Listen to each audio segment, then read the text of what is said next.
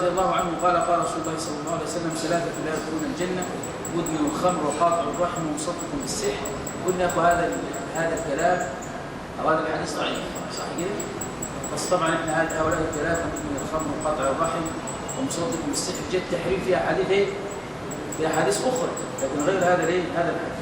خلاص. مدمن الخمر، الخمر يا اخوه كل ما يذهب العقل،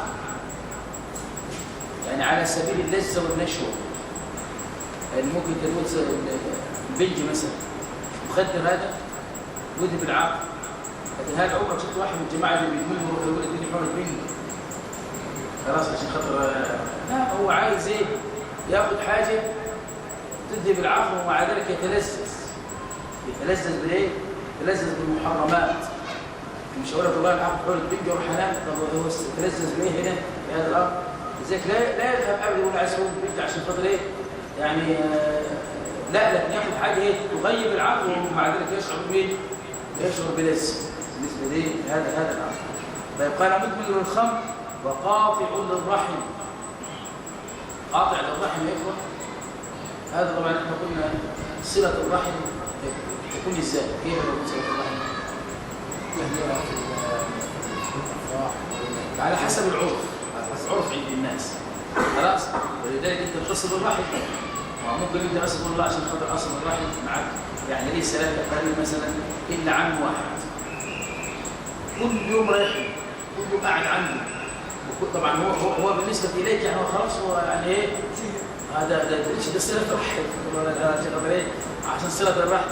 لا، على حسب ما هو موجود في العرف. يعني هو بالنسبه له صله الرحم عنده بتزور مثلا مره في الاسبوع. والله لو صله الرحم عنده عايزك تجي له مره في السنه، فخلاص صله رحم هذا خلاص. وبعدين يا اخوه ليس الواصل بالمكافئ، ولكن الواصل من اذا قطعت رحمه وصلها. مش الواصل بالمكافئ اللي انت هو جهه انك فرحبنا كنت تهني في ايه؟ ده هذه ليست صله رحم، ده انت جاي بالكفي خلاص. وراح لك انت بتروح له، لكن القاطع قال من اذا قطعت. لماذا صله صله؟ صله زي انت حبل كده تروح انت تربطه ده، انت بتصل هذه العلاقه. فهو بيقطعها وانت تصل، ويقطع وانت تصل. ده هذا الذي له ثواب ايه؟ انه وصل رحمه. طيب بعد ذلك قالوا مصدق الايه؟ ومصدق بالمثل. خلاص. قلنا يا اخوانا ثلاثه لا يدخلون الجنه، هل العدد له مفهوم؟ لا، لان النبي اكثر اللي يدخل الجنه عدد كثير. لكن هنا في الحديث هذا ثلاثه، ذكر ثلاثه. لماذا؟ هذا من باب التعليم.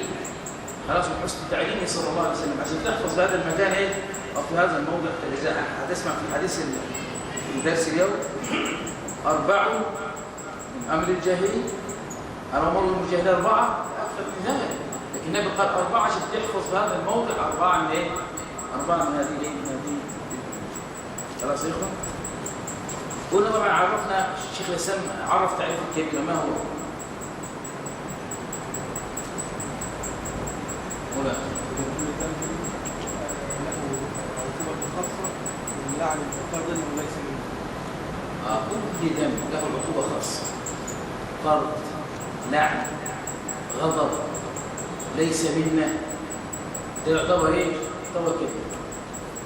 خلاص؟ يعتبر ايه؟ لذلك احنا نقول ايه؟ اتكلمنا امبارح في خطبه الجمعه الاثبات. طبعا بعض الاخوه اول مره يسمعوا لك الاثبات يعني واحد من هو ثيابه كده، والرسول قال ثلاثه لا يكلمهم الله ولا ينظر اليه ولا يزكيه ولهم عذاب اليم المسبل. بالاثبات حكمه ايه؟ كبير.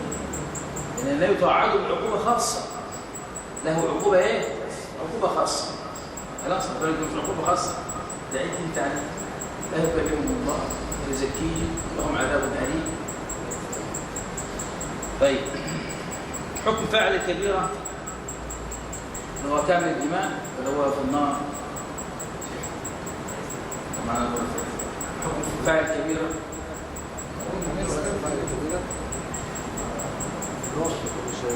في النار على طول. هدخله النار مرتكب الكبيره. مش كده؟ احنا بنقول مرتكب الكبيره حكم ماشي محمد. هو مؤمن ناقص الايمان. خلاص، مؤمن ايه؟ يبقى مؤمن بايمانه فاسق بكبيرته. مؤمن بإيمانه فاسق به فاسق بكبيره. خلاص؟ لذلك الرجل الذي جاء به كالمدمن خمر جيب النبي صلى الله عليه وسلم فحد فضربه فقال لعنه الله ما اكثر ما يؤتى به. قال لا تلعنه فاني ما علمت يحب الله ورسوله. ما فيش عنه ليه؟ ما فيش عنه الايمان بالكليه اثبت انه يحب الله ورسوله. خلاص؟ طيب الكبائر هل هي معدوده او محدوده؟ محدودة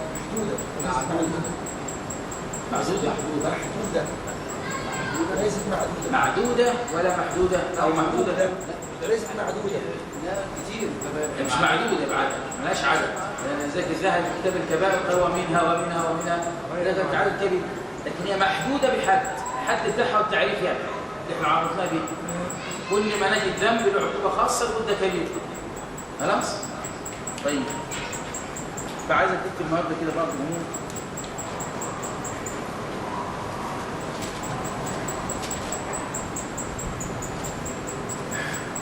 أول حاجة عندك أول صفحة كده خلص في الكراسة لو فيها ورقة فاضية تكتب فيها، تكتب أقسام كتاب التوحيد. أقسام كتاب التوحيد عشان تعرف تقسيمات الكتاب مش محمد. احنا مش كتاب وصول الثلاثة ذكرنا التقسيمات بتاعته، الكتاب ده برضه نذكر التقسيمات عشان تبقى أنت عارف الكتاب ما انت بتاخد ايه بالظبط في الكتاب. لان الكتاب طبعا هتجد انت 63 باب، هتجد انت طبعا كله ابواب ابواب لازم جعلها ايه دار. خلاص؟ الكتاب يقسم ل 10 اقسام. القسم الاول مقدمه. والمقدمه هذه يا اخوه 5 ابواب. 5 ابواب الاولى في كتاب التوحيد اللي معاك هذه مقدمه للكتاب. المقدمة طبعا 5 أبواب. أول باب باب وجوب التوحيد. باب وجوب التوحيد. الباب الثاني باب فضل التوحيد. الباب الثالث باب من حقق التوحيد دخل الجنة بغير حساب. الباب الرابع الخوف من الشرك. الثالث باب من حقق التوحيد دخل الجنة بغير حساب. 4 الخوف من الشرك. الخوف من الشرك. 5 الدعاء إلى شهادة أن لا إله إلا الله. ده كله ده في المقدمة. الدعاء إلى شهادة أن لا إله إلا الله، أن تدعو إليها. 5 أبواب. القسم الثاني تفسير التوحيد. والشيخ محمد بن عبد الوهاب يفسر التوحيد بضده، وبضدها تتمايز الأشياء. القسم الثالث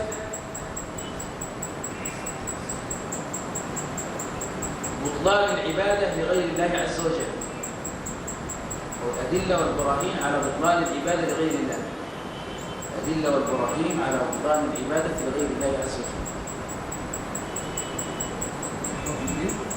على بطلان العبادة لغير الله.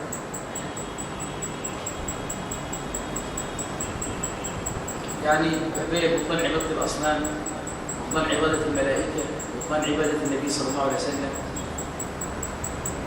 4 سبب الكفر.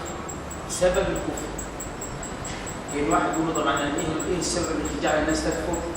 الشيخ طبعا ذكر اسباب لمين للكفر. فاكرين اخونا اسباب الكفر؟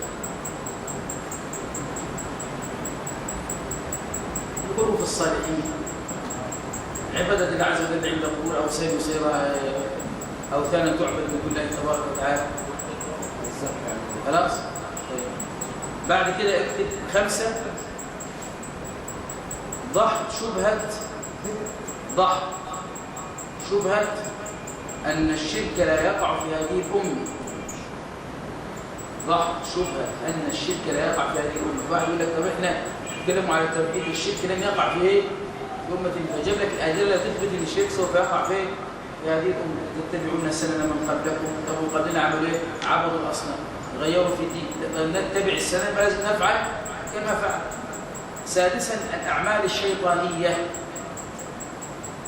الأعمال الشيطانية دي احنا يرجع بضاعة قلنا 4 5 احنا شوف السحر. دي اللي احنا فيها السحر والكهانة والتطيب والنشر والتنجيم خلاص والسقاء بالأنواع. القسم الثاني خلاص الغرفان الأولاني 4 سواء في الخمسة تحت شغل الشركة. أنا الشرك لا يقع في هذه الأمة. ماشي. بعد كده 5 الأعمال الشيطانية، 6 الأعمال الشيطانية. الأعمال الشيطانية 7 الباب اللي احنا هنخلص بعد ما نخلص الباب ده هندخل عليه. خلاص أعمال القلوب، أعمال القلوب المحبة والخوف والرجاء. خلاص 7 أعمال القلوب. 8 من جحد شيء من الأسماء والصفات. من جحد شيئا من الأسماء والصفات، عشان برضه تعرف ان كتاب التوحيد ما هوش في توحيد العبادة فقط، ده في توحيد برضه الأسماء والايه؟ والصفات. 9 المناهي اللفظية والشركية، وده أطول قسم. المناهي اللفظية والشركية زي الحلف بغير الله عز وجل، كل المناهي اللي داخل في المناهي اللفظية والشركية. رقم 10 الخاتمة. خاتم هذا يبقى بعد كده كم قسم؟ 10. اكتب عندك برضه بعض الاشياء بالنسبه ليه هنا امر بالدرس الماضي هذا خارج الكتاب. اكتبه دلوقتي ده غير مسؤول عنه في الامتحان. حدود الرحم. حدود الرحم اكتب الرحم يقصد بها القرابة وهي على درجات 3. الرحم يقصد بالرحم يعني مين؟ طيب لا، وهي لها درجات 3.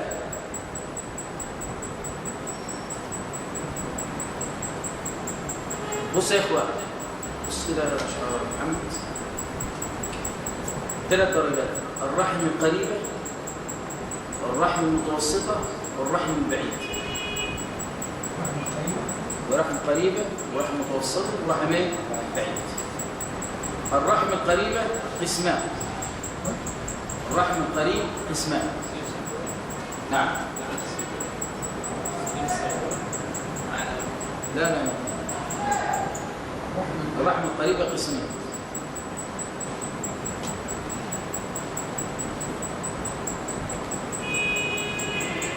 فروع الإنسان.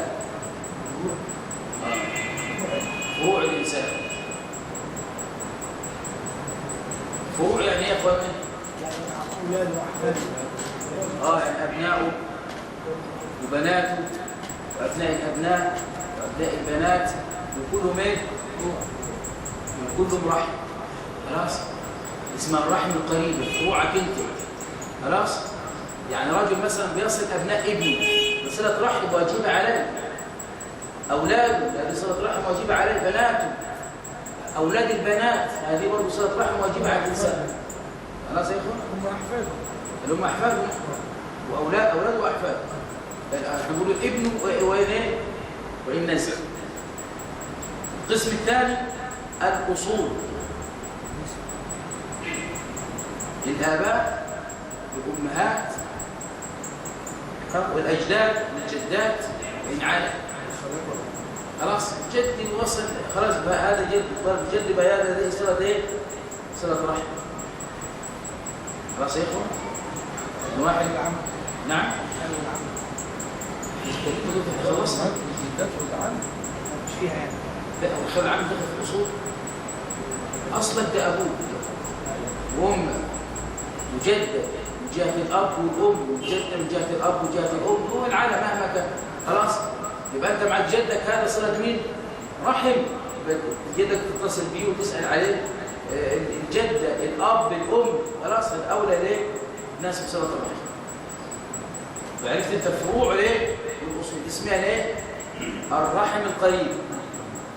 بعد كده الرحم المتوسطة يسمون الحواشي. رحم متوسط وهم رقم 1 فروع الأب والأم. مين يا اخوانا فروع الأب والأم يعني ايه؟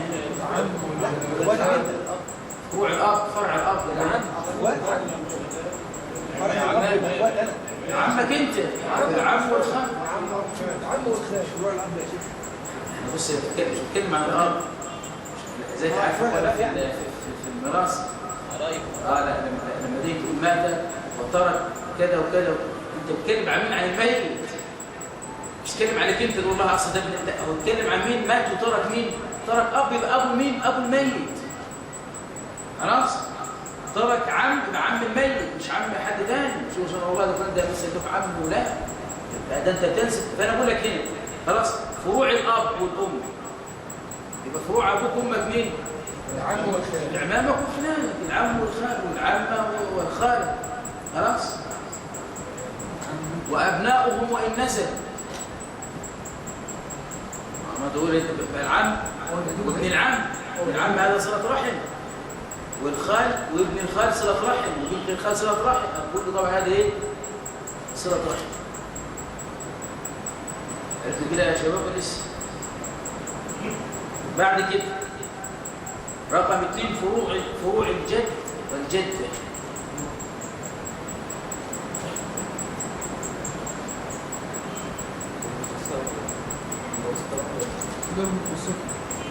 نعم هم الأعمام والعمات والأخوال والخالات وأبنائهم.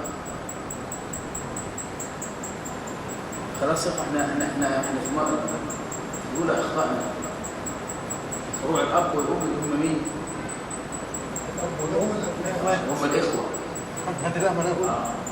إخوة الأخوات صح. فرع الأب هم مين؟ أخوك وأختك وابن الأخ وابن الأخت والنسب. خلاص؟ لا، فروع الأب والأم. فرع الأب والأم هم مين؟ إخواته. خلاص؟ هم يكون أخوه لأبيه أو أخوه لأمه. صح. خلاص نعم. صعب بقى عشان حالك كده مش حاجة. خلاص؟ يبقى الأب والإخوة وليه؟ وأبنائه. فروع الجد والجدة اللي هم مين؟ الأعمام والعمات، الأخوال والخالات. فروع اللي هي الجد والجدة.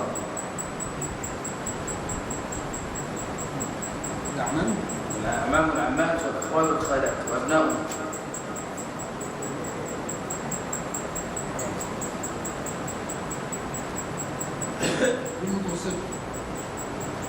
بعد كده فروع جد الأب. دخل المتوسطة برضه؟ وهم أعمام أبيه. عم مين؟ عم أبوه. عم الأب. خلاص؟ وعم الأم وأبنائهم. خلاص؟ وهم رحم يجب وصفه. بدون هم بس كده حدود ايه؟ حدود الرحم التي يجب عليك أن تصل هذه الرحم. خلاص؟ لأن الرسول صلى الله عليه وسلم لما أعطى قرابته أعطى لمين؟ إلى هاشم. خلاص؟ محمد مع عبد الله مع عبد المطلب لمين؟ ابن هاشم. خلاص ياخد الخمس يعني؟ نعم. احنا يا اخوه قبل ما نبدا في درس اليوم كنا قلنا المسائل كنت ذاكر. الشيخ قال فيه مسائل. الاولى الحكمه من خلق النجوم.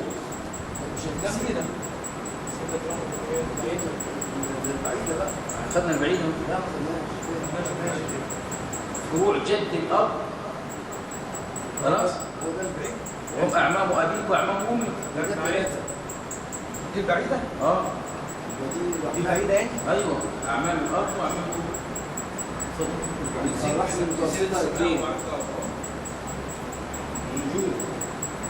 نسيت السماء ومعرفة انت ما شاء الله انت انا عرفت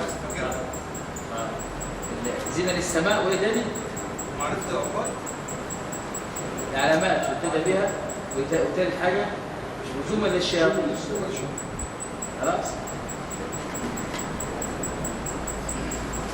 يبقى المسألة الأولى الشيخ قال الحكمة في خلق النجوم.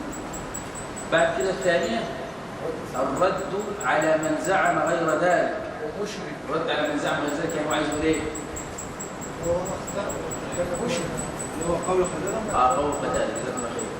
ومن تأول غير ذلك فقد أخطأ وأضاع نصيبه وتكلف ما لا علم له به. قال إن النجوم غير الثلاثة دول، لا لك النجوم عشان تعرف بها حظك اليوم وقلت مش عارف كذا، ده بغير إيه؟ أخطأ وأضاع نصيبه وتكلف ما لا علم له به. تمام؟ فبعد كده قلنا الثالثة ذكر الخلاف في تعلم المنازل. سد السريع. هنا قتادة كره الإمام أحمد ترخص فيه. لماذا؟ عشان بس يقول ده في خلاف من إيه؟ السلف فيها.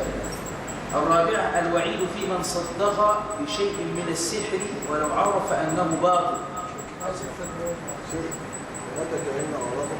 يعني هو شو عايز يقول لك كيف يصدق به ويعلم أنه باطل؟ يعني ازاي تصدق به ويعلم من هذا ايه؟ ان هذا باطل. خلاص.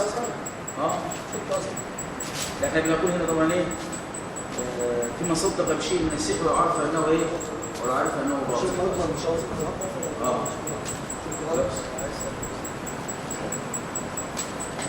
بعد كده قلنا باب ما جاء في الاستسقاء من انواع. درس اليوم. مش عارف يدخل الساعه دي.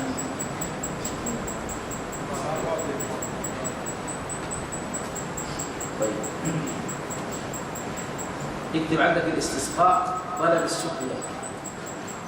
استسقاء طلب الايه؟ السقيا. زي الايه؟ استغفار طلب المغفرة. استعانة طلب الايه؟ طلب العون. استهداء طلب الايه؟ استهداء طلب الهداية. يبقى الاستسقاء طلب الايه؟ طلب السقيا.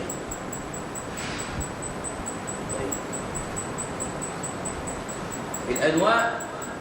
استسقاء بالأنواع. عايزين نفصل كلمة الاستسقاء بالأنواع. الاستسقاء طلب السقيا، يبقى يطلب ليه؟ السقيا. بالأنواع. الأنواع اكتب النوع. الأنواع جمع نوع ويقصد به النجم. يقصد به النجم وسمي بذلك لأنه ينوء. ينوء يعني يظهر. سميت الأنواع. خلاص؟ لأنه ينوء. ينوء يعني يظهر. يبقى الاستسقاء بالأنواع. يعني الاستسقاء بمين؟ يعني قلنا الاستسقاء طلب الايه؟ طلب السقيا، أي أن تطلب السقيا من الايه؟ من النجوم. بس ده معنى الاستسقاء بالأنواع. السقيا ماء يعني نزول مطر.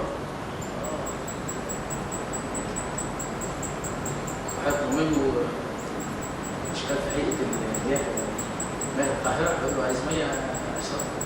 هو ده بيطلب منين؟ من النجوم. كان زمان بيستسقوا بالنجوم. خلاص.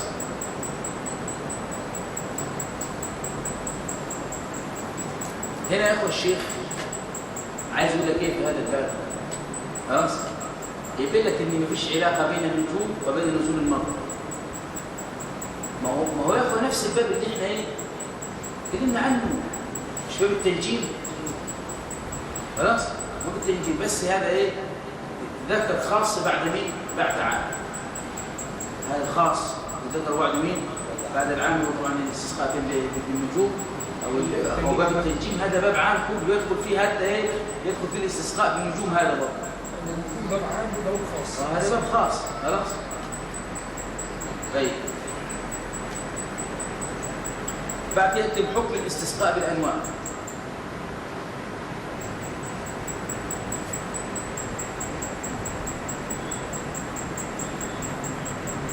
يختلف الحكم باختلاف الاعتقاد وهو كالآتي: استسقاء بالنجوم كم قسم؟ اكتب عند اقسام يختلف ايه؟ الامر الاول ان يعتقد ان النجم هو الموجد للمطر، اللي بيجيب المطر، اللي بينزل المطر، واللي بيسقينا هو ايه؟ هو النجم. الموجد للمطر، منزل المطر. ان النجم هذا هو الذي ينزل المطر.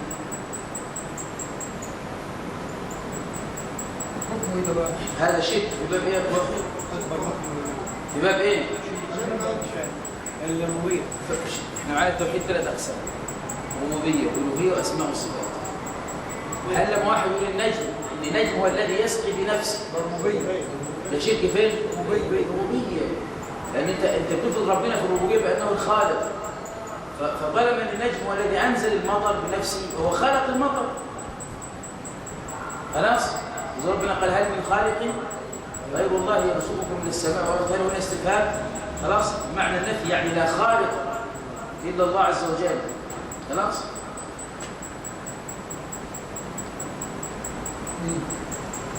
يبقى هذا شرك فين؟ في الربوبية، شرك أكبر. الأمر الثاني ألا يعتقد أنها خالقة للمطر. ألا يعتقد أنها خالقة، ويقول إن المطر ده النجم لا يخلق المطر، خلاص؟ ولكن يدعو النجم، زي مثلا واحد هو عارف إن البدوي ده مش بيرزقه، راح بس قال له يا بدوي وسبب ارزقني، يقول لك انا عارف انه مش بيرزق، ربنا ليه؟ الذي يرزق. خلاص؟ ده شرك اصغر ولا اكبر؟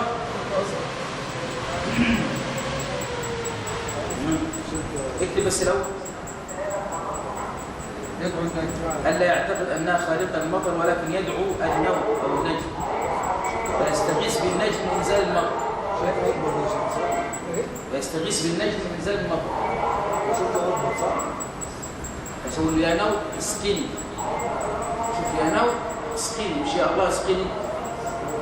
يقول لك انا عارف ان هو مش بيسقي بس هو سبب، بس انا بدعوه. خلاص؟ هذا حكم ايش يا محمد؟ شرك اكبر. لماذا؟ لانه تعالى مع الله. لا ثاني، دعاء غير الله فيما لا يقدر عليه الا الله. لو بيدعو غير الله في شيء ما يقدرش عليه الا مين؟ ربنا سبحانه وتعالى. وذلك انت تروح تقول البدوي ارزقني وبيرزقك من عارف بس هو سبب، بس لا، انت بعيد غير الله في شيء لا يقدر عليه الا مين؟ الا الله. ده شرك اكبر في باب الربوبيه. شرك اكبر في الربوبيه؟ نعم. دليل يا اخوه؟ الربوبيه. الالوهيه، دعاء غير الله في الملك دعاء خلاص؟ ولا تدعو مع الله إلها آخر، وأمروا أن المساجد لله فلا تدعو مع الله أحد. من يدعو مع الله إلها آخر لا برهان له به، إنما حسابه عند ربه إنه لا يفلح الكافرون. خلاص؟ الأمر الثالث نسبة سبب.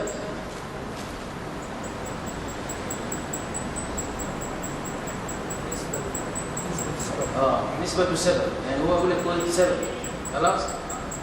أن يجعلها سبب للمطر والله الفاعل. سبب للمطر والله الفاعل.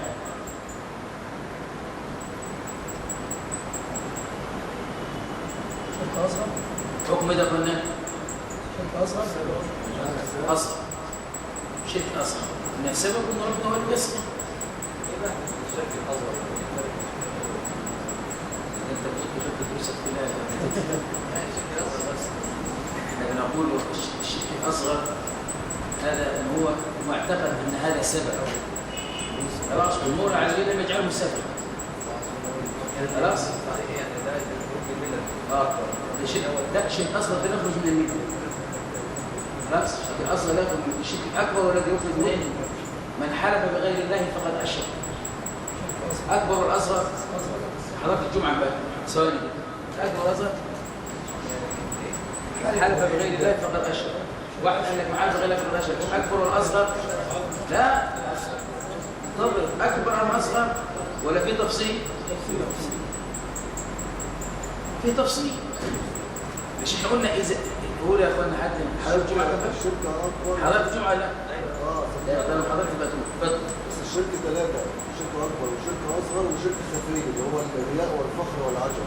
لا ما الخف ده أكبر وأصغر برضه. خلاص؟ احنا بنقول الشرك قسم أكبر وأصغر. خلاص؟ أكبر وإيه؟ أكبر وأصغر. فاحنا نقول من حلف بغير الله فقد أشرك. أكبر وأصغر؟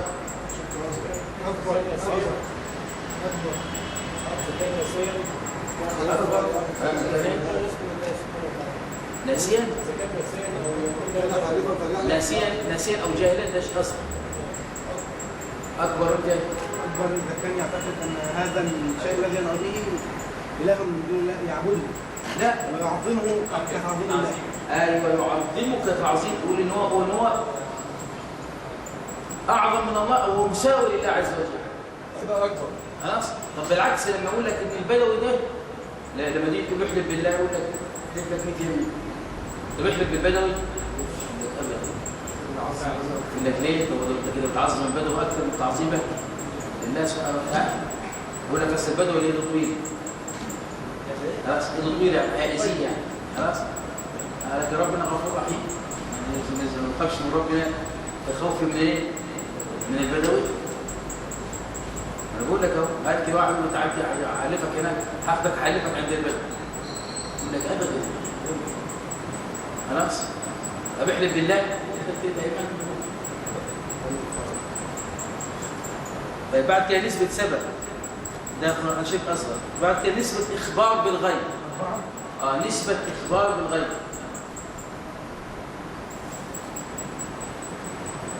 يحدث أنه سينزل المطر إذا طلع النجم الفلاني. يقول للناس هينزل المطر لما يطلع النجم الفلاني. هذا شرك يا اخواننا ايه؟ اكبر من العالم تنبؤ بالمستقبل. شرك اكبر اخبار بالغيب.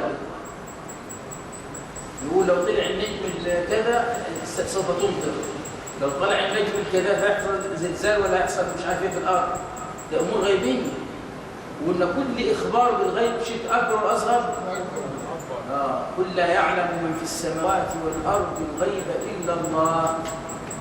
عالم الغيب فلا يظهر على غيبه احدا. مش ياخدنا حد في الكون يعرف الغيب ابدا. خلاص. خلاص. يبقى قلنا في واحد في نسبة إيجاد. نسبة إيجاد يعني إيه؟ إن النجم هو الموجد للمطر. خلاص. هو الإيه والذي ينزل المطر. خلاص. ده شرك أكبر. خلاص. بعد كده نسبة دعاء. نسبة دعاء هو بيدعو مين؟ يدعو النجم. هذا أيضا شرك إيه؟ أكبر. بعد كده نسبة سبب. شرك إيه؟ شرك أصغر. وبعد كده نسبة إخبار بالغيب. هذا شرك إيه؟ شرك أكبر. خلاص. ما حكم لو قال ما الحكم لو قال أن النجم سبب نزول المطر بإذن الله تعالى؟ قال اكتب عن حكم لو قال أن النجم سبب لنزول المطر بإذن الله عز وجل. بإذن الله. أي حاجة يا شيخ. ايش حاجة؟ سبب نزول المطر بإذن الله.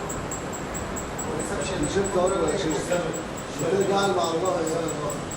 مش هيرجع شريك شوف. هو ما نسبش قدر للنجم. قال لك ان النجم السبب نزول المطر بس باذن الله. مش هو ده اللي نفسه اللي قال لك انا بعتقد ان هو سبب. مش بينزل بنفسه لكن هو سبب. ده حكمه ايه؟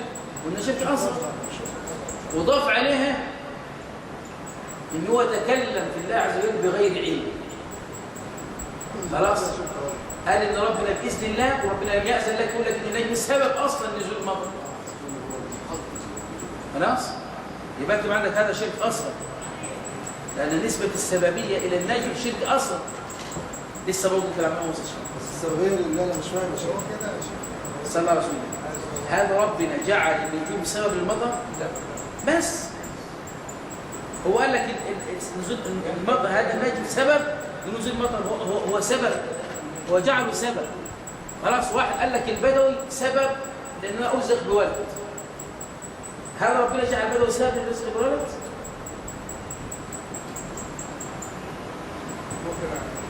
اتفضل. مثلا انا اعتقد الدواء. انا اعتقد في الدواء ان هو الشافي. الدواء ده سبب شرعي.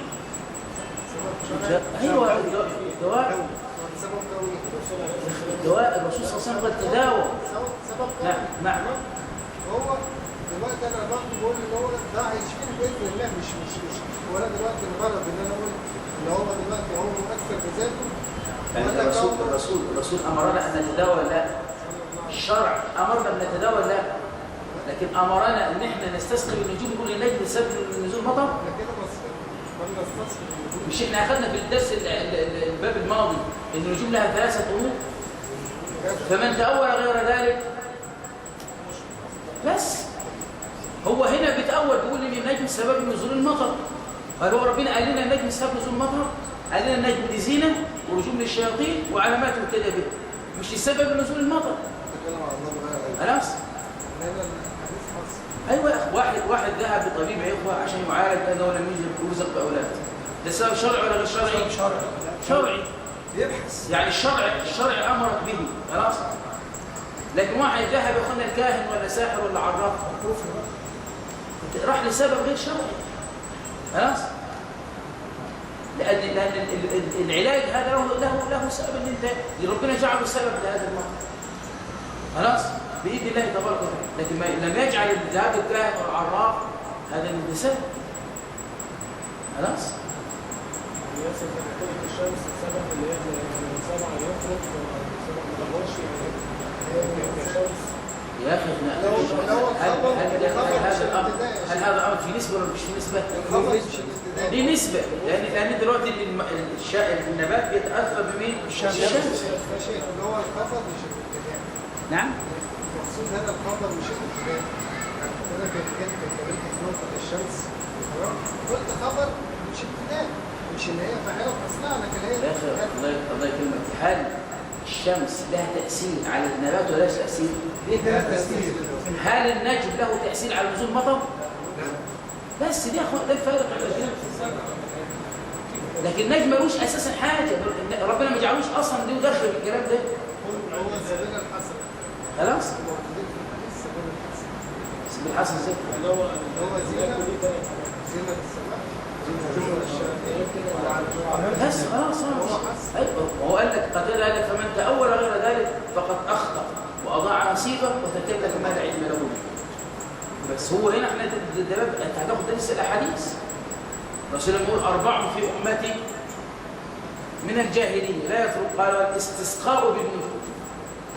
استسقاء بالنجوم طلب السقيا من النجم، النجم ملوش دخل في الميه ابدا، مش دخل معانا خالص من نزل المطر او لا ينزل المطر. بس هو ده هنا بيقول لك ان انا معتقد ان النجم ده ليس سبب نزول المطر. خلاص. شو اللي هينزل؟ السبب، ما السبب الشرعي. زي اللي قال لك ان البدوي السبب ان انا ربنا يرزقني. السبب الشرعي. السبب الشرعي ان انت ايه؟ تروح تشتغل، تشد حيلك في الشغل، تجتهد في عملك، ده سبب شرعي. خلاص؟ طيب بعد كده يا اخوه ما يتحدث به العوام بان سبب نزول المطر بقدوم انسان محب له او معظم له. اول ما يجيله طبعا امير ولا ملك ولا واحد بيحبه، خلاص يقول له والله جيت والخير جاء في وجهي. خلاص. والله ده هذه بركات من المطر. ايه؟ المطر نزل. هذا يا اخوه لا يجوز، وهذا من الشرك الاصغر. ما دخل وجود فلان ده ونزول المطر، مش دخل بالكلام ده. ما ليش كده، تعالى ما نسوا بس يا اخوه. طيب بعد كده قول الله تعالى، والشيخ بعد ما ذكر كل احنا في كل ده احنا فين؟ في العنوان بس. كل ده في كلمه استسقاء بالعنوان. بعد كده ذكر وقول الله تعالى وتجعلون رزقكم انكم تكذبون. تجعلون دي تعود الضمير على مين؟ على الكفار، على المشركين. خلاص. موضع الشاهد رزقكم. تجعلون رزقكم انكم تكذبون. رزقكم هنا يا اخوه اكتب عندك اختلف العلماء في تفسير.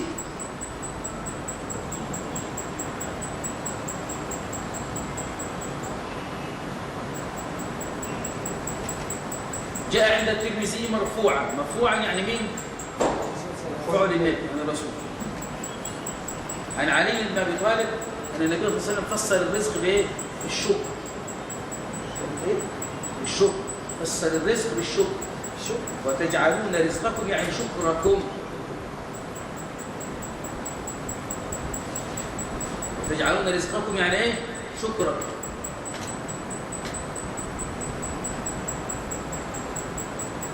ده القول الأول. القول الثاني ذكر عن بعض السلف أنهم جعلوا الشكر محذوف.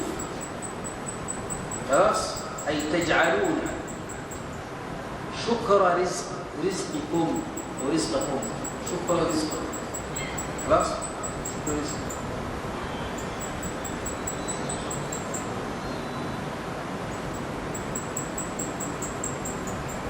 لكن الشكر قالوا إنها كانت معزوفة.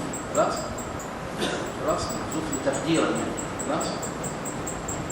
وذكر بعضهم أن رزقكم بمعنى حظكم. تجعلون رزقكم يعني حظكم أو حظكم.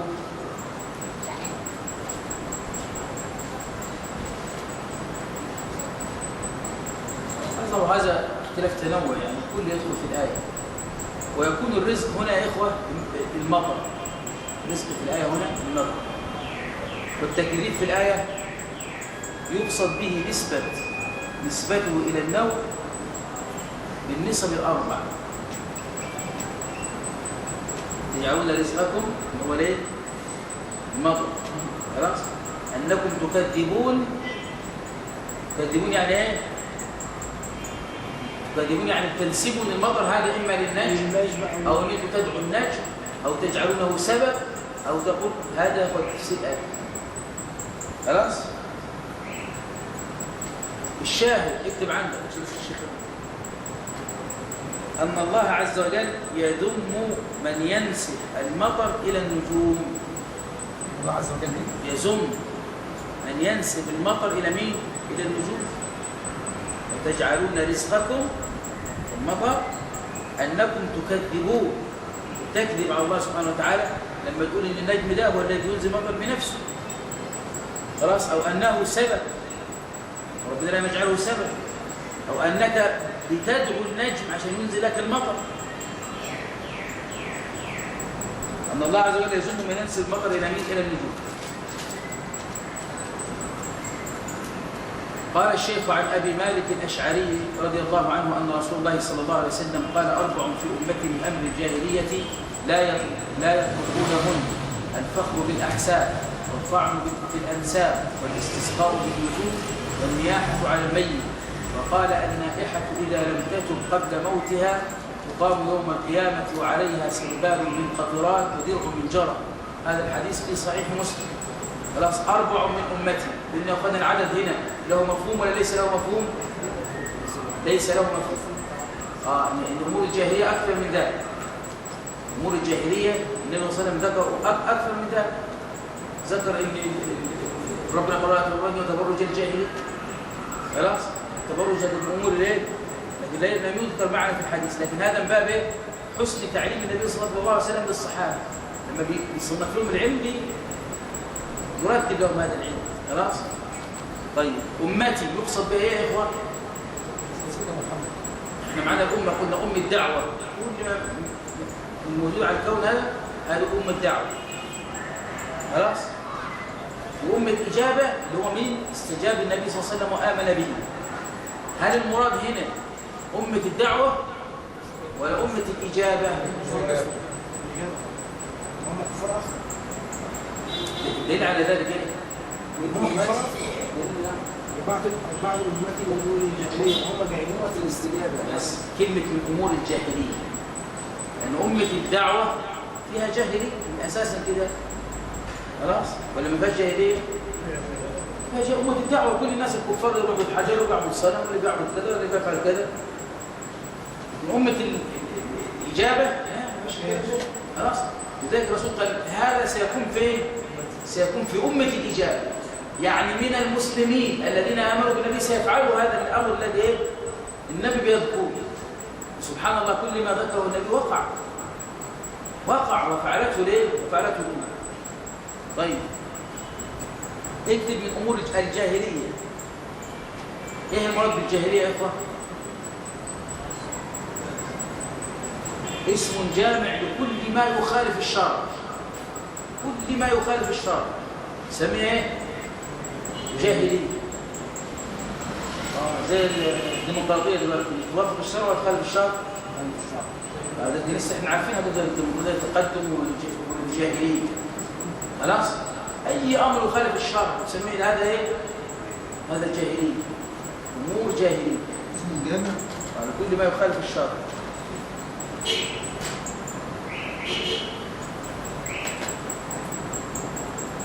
الرسول قال 4 في أمتي من أمور الجاهلية لا يتركونهن. خلاص؟ هل يا إخوة كل الأمة ستقع في هذا الأمر؟ هل كل الأمة في أمتي هل كل الأمة ستقع في هذا الأمر؟ طب الدليل أنه ليس كل الأمة فيه. هو قال في أمتي مش في أمتي أيوة في الجملة لا بالجملة. في الجملة خلاص الناس سيقعوا في هذا لكن ليس بالجملة. الجملة يعني كلهم سيقعون في هذا لا.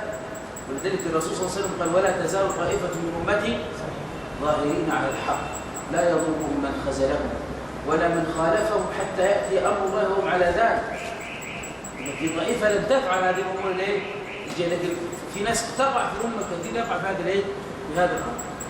طيب الأولى يا إخوة الفخر بالأحساب. الفخر بالأحساب أول أمر أمور الجاهلية الذي ذكروا الفخر مين؟ بالأحساب. الفخر يا أخوانا اكتب عندك هو التعالي والتعاظم. الفخر هو التعالي والتعاظم. واحد بيفتخر على واحد بيتعالى عليه ويتعاظم. خلاص؟ الفخر بالأحساب. الباء هنا أخوانا للسببية. أي ما السبب في أنه يفتخر هو إيه؟ أي بحسبه بعيده يعني أو قبيلته الذي خلاص. الأحساب يا إخوة هو ما يحتسبون الإنسان من شرف الآباء. ما يحتسبون الإنسان من شرف الآباء ومآثر وفضائل قبيلته وعيلته. خلاص ما يحتسبون من شرف في الآباء.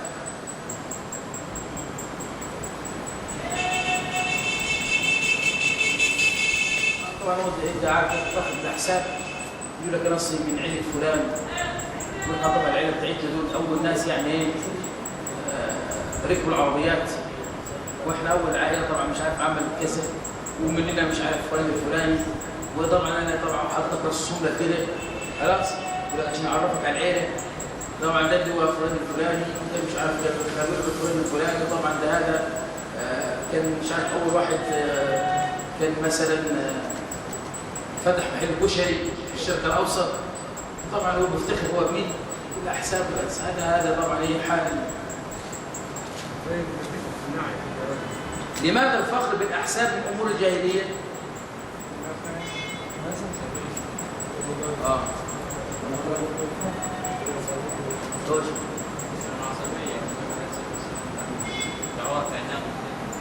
هو في النام الدين لا لانه تعاظم خلاص باشياء لا يجوز التعاظم فيها. لا يجوز ايه؟ التعاظم فيها. لان هذه امور كل محل الثناء. تقول انا جدي كان مثلا عالم فلان الفلاني كان من علماء اهل السنه. هذا قلنا ده موضع ثناء مش موضع انت تفتخر بهذا الايه؟ بهذا الامر. الموضوع انت تسلم ان هذا الرجل كرجل صالح ونحسب ولا خير. الامر الثاني يا اخوه انه افتخر بعمل غيره. افتخر بمين؟ بعمل غيره مش بعمله هو. خلاص؟ ما انت تفتخر بمين؟ بعمل غيره ليس بعملك انت. الامر الثاني الطعن في الانساب. الطعن معناها ايه؟ العيب والتنقيص. افتخر بالحسب والنسب افتخر بحسب ونسبه هو ويطعن في مين؟ وينتقص من نسب غيره. يقول لك فلان ده وضيع فلان هذا من عائله كذا فلان هذا وضعي عائلته صفتها كذا وكذا خلاص هذا ابوك كان بيعمل هذا طبعا يعني الامور ايه؟ امور باطله. النسب يا اخوانا الانساب النسب يقصد به ايه؟ اصل الانسان وقرابته. خلاص.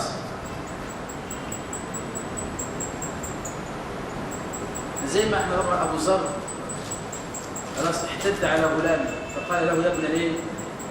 يا ابن السوداء. قال يا ابن ليه؟ يا ابن السوداء. هذا هو الافتخار بالاحساب ولا طعن في الانساب؟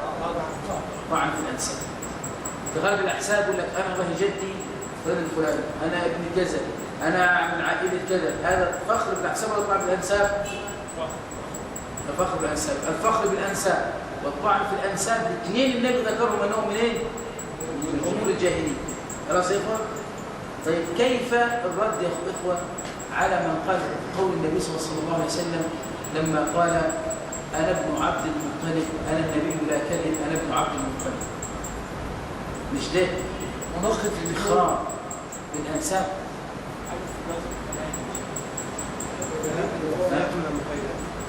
هو انا غزوه مش عارف قال اخوه ان النبي قالها من باب التعريف وليس من باب الفخر. خلاص.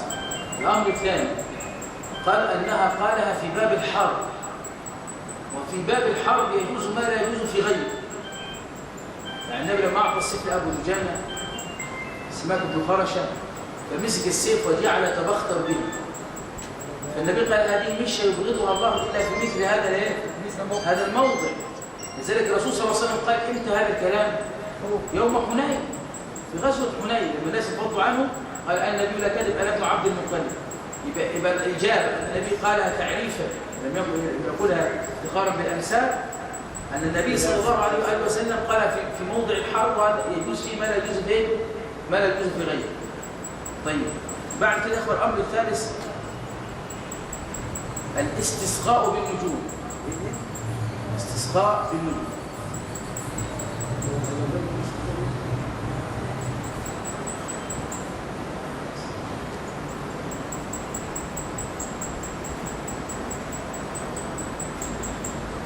هنا يا اخوه النسبه هنا استسقاء بالنجوم. عايز تركز معايا ولا لا؟ وصلت الاستسقاء بالنجوم هنا نسبه سببيه خلاص ولا نسبه دعاء ولا نسبه غيب ولا نسبه ايه؟ دي نسبة غيب. دي نسبة غيب. سببيه. عايز اللي يعرف كل واحد يقول لي حاجه. قول يا شيخ. كلهم؟ طيب شيخ محمد. لا سبب قدامنا يعني هو انت جبت بس السلام ليس الاجابه كامله على حسب اعتقادنا. لا ليس على حسب اعتقادنا. سببيه ليه؟ سببيه لماذا؟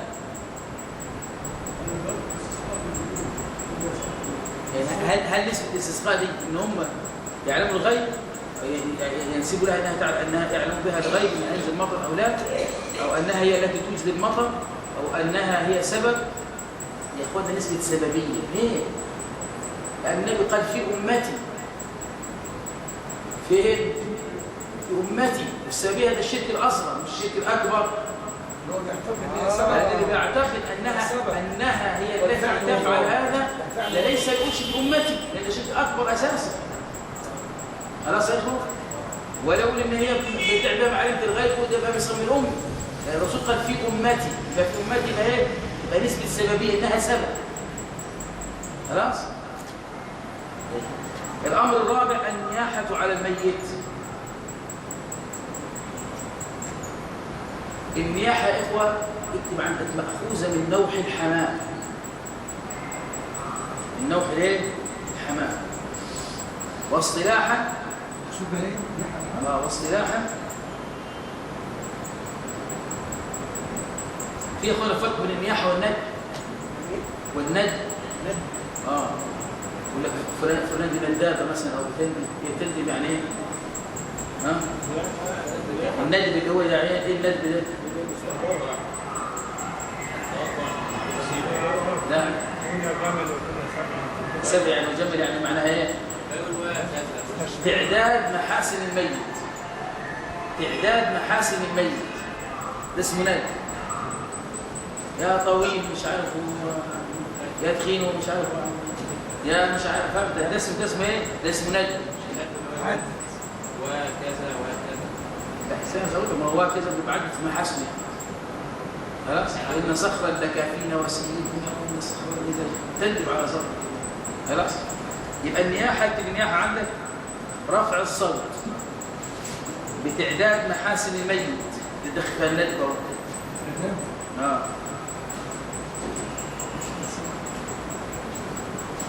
على وجه الفخر أو التسخط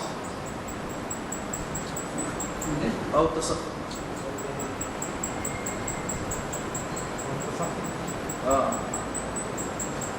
إما فخر يا إما إيه؟ على وجه مين؟ تسخط. خلاص؟ بغض النظر كان معه بكاء أم لا. يعني سواء كان بتبكي أو مش بتبكي. خلاص؟ برفع الصوت ده اسمه نياحة. خلاص؟ هل الناعي في الصحف ناعي في الصحف من النياحة على الميت؟ ايه اعلان ها النعي يا إخوة معنى نعي يعني إخبار بموت فلان. تنعي فلان تخبر إن فلان ده مات. طيب النعي اللي في الجاهلية كان إن هم يعملوا إيه؟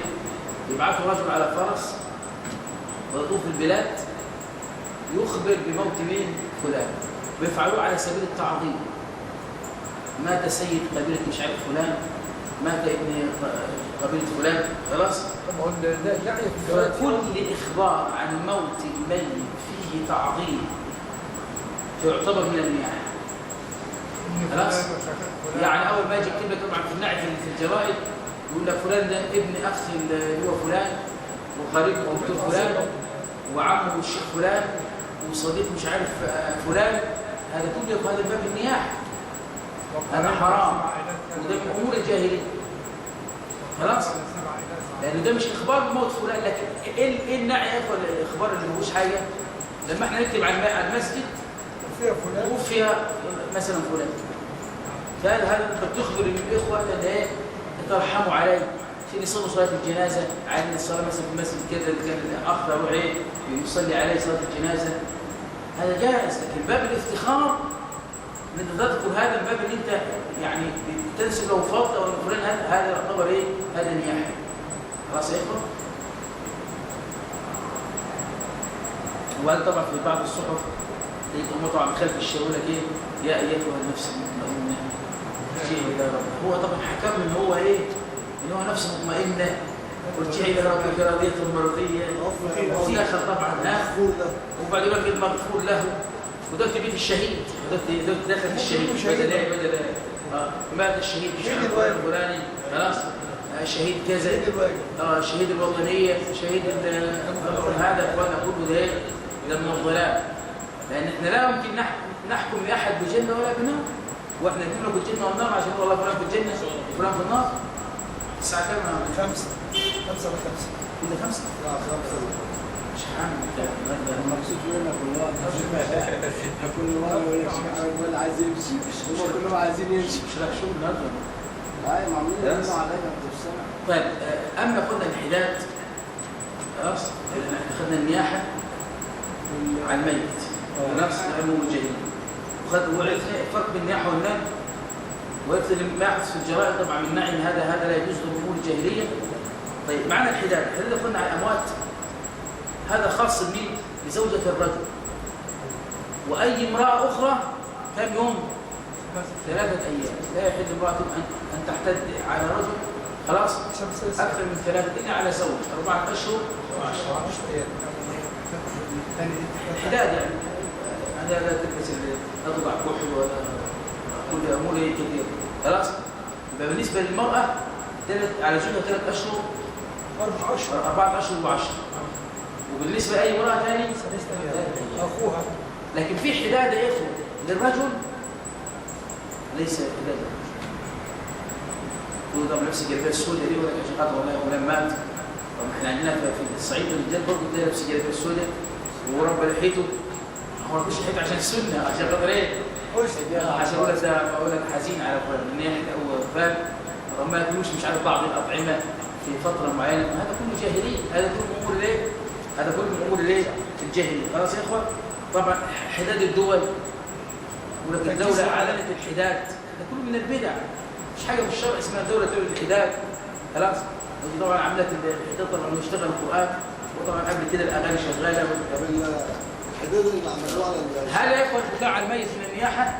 الحدود اللي بنات عملته على الشهداء اللي ماتوا في رفح دول مفيش حاجه اسمها حداد ابدا دول ولا حداد للرجال. الحداد هذا للنساء فقط. بس مش هذا الكلام كله من البدع. البكاء على الميت هل هذا من النياحه؟ ليس من النياحه، النبي بكى على ولده ايه؟ على ولده ابراهيم. خلاص يا اخوان؟ طبعا بعد كده كيف الاجابه على حديث فاطمه رضي الله عنها لما قالت يا أبتاه إلى جبريل ننعاه، هكذا عليه صلى الله عليه وسلم. هل هذا يقول من النياحة إلى أبتاه؟ قل هذا يقول بعض العلماء قال هذا يسير ويعفى عنه، وهذا قال يعني أخطأت من شدة الهوى، زي الرجل الذي أخطأ من شدة الفرح، لأن فاطمة إخوة بلال مصابها جلل. إذا كانت الأمة تخيل كده بموت رسول الله الصحابة عمر بن الخطاب قال من قال ان محمد قد قتل سوف اضرب عنقه بسيف هذا. علي بن ابي طالب ما استطاع ان يتكلم، عثمان بن عفان كذلك، الناس كلها كانت في يعني ولذلك المصيبه هذا اخوه يعني لو تعلم قدر النبي عند الصحابه تعرف كيف كان وزن الصحابه عليه. فهذا هو القول من اليسير الذي ايه؟ يعني كقول الرجل لما قال اللهم انت ربي انا اخطا من شده الفرح، هذه اخطات من شده الايه؟ مصيبه. خلاص نسال الله العلي العظيم. ان شاء الله باذن الله بكره هنكمل ان شاء الله في كتاب التوحيد باذن الله تبارك وتعالى. سبحانك اللهم وبحمدك اشهد ان لا اله الا انت استغفرك واتوب اليك. السلام عليكم ورحمه الله وبركاته.